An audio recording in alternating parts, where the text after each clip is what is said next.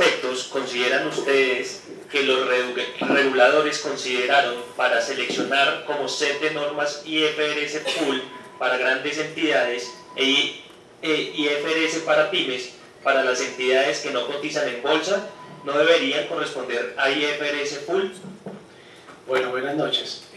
Un poco contestando la pregunta a que se refiere todo esto, y es un poco por qué hablamos de los IFRS Full y por qué hablamos de los IFRS para pymes o para pequeñas entidades o small, como la queramos llamar. Básicamente el regulador arriba, cuando miró este tema,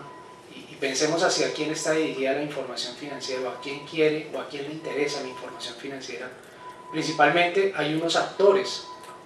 usuarios de la información financiera, y no es lo mismo, pensemos acá, una entidad cerrada, una entidad pequeña, una entidad familiar, a una entidad como una institución financiera. Si lo ponemos en ese plano, un poco lo que pensaron allí es, hay una serie de, llamémoslo así, de negocios, de dinero, de recursos que están siendo administrados por alguien, y ese alguien tiene que asegurar transparencia, equilibrio en la información, ¿cierto? Tiene que asegurar una serie de cualidades y calidades de la información que tiene que ser igual para todos y ecuánima para todos. Desde ese punto de vista,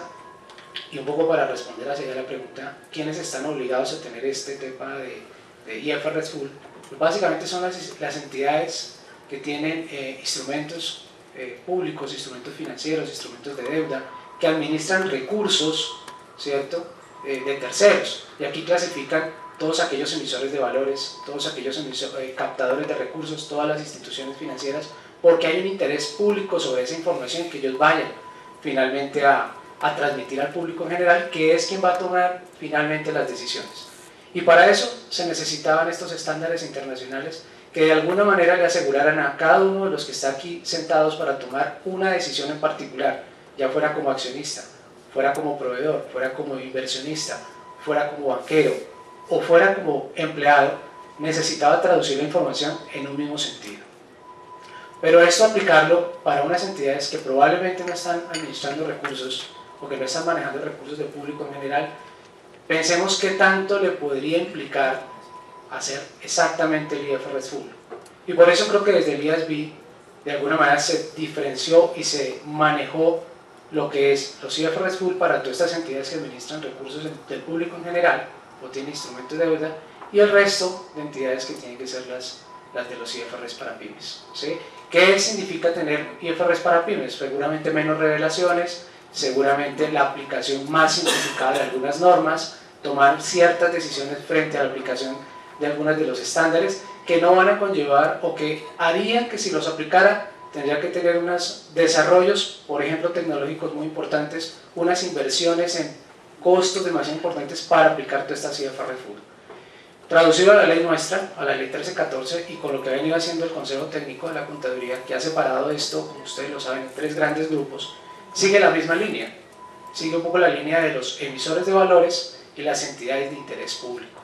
o las entidades que administran recursos, y para allá va, y por eso en el año 2014 se espera, o todos esperamos, que las entidades financieras y los emisores de valores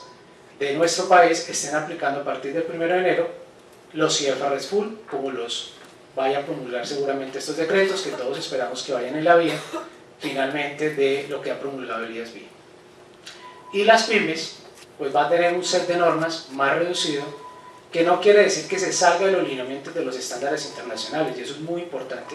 que en este foro quede, digamos, claro, porque alguien podría llegar a pensar desprevenidamente, pues entonces tengo uno por acá y el otro por allí, entonces estamos enfrentados, y coloquialmente hablando, a un gap como el americano y a otro gap como el del IASB. No, creo que están tratando, o lo que se está tratando es que el mundo se marque finalmente en estos dos lineamientos, que al final del día terminan siendo normas o estándares internacionales de información financiera. Y qué bueno que nuestro país esté pensando en esa misma línea, que los esfuerzos del Consejo, que los esfuerzos que se hacen en los foros, del regulador y de todos los que están trabajando en este tema, sean que vayamos a esos estándares internacionales, ya sea que sean para pymes o ya sea para instituciones IFRS Full. Obviamente, digamos que de allí nace, contestando un poco la pregunta, si todos deberían ser full, pues no, no todos los usuarios de la información quieren saber exactamente toda la cantidad de revelaciones y aplicación de normas que hay que hacer en los IFRS Full. y creería que es la manera práctica de que el mundo en general entre en la convergencia de todos estos estándares internacionales. No sé si alguien quiere agregar algo.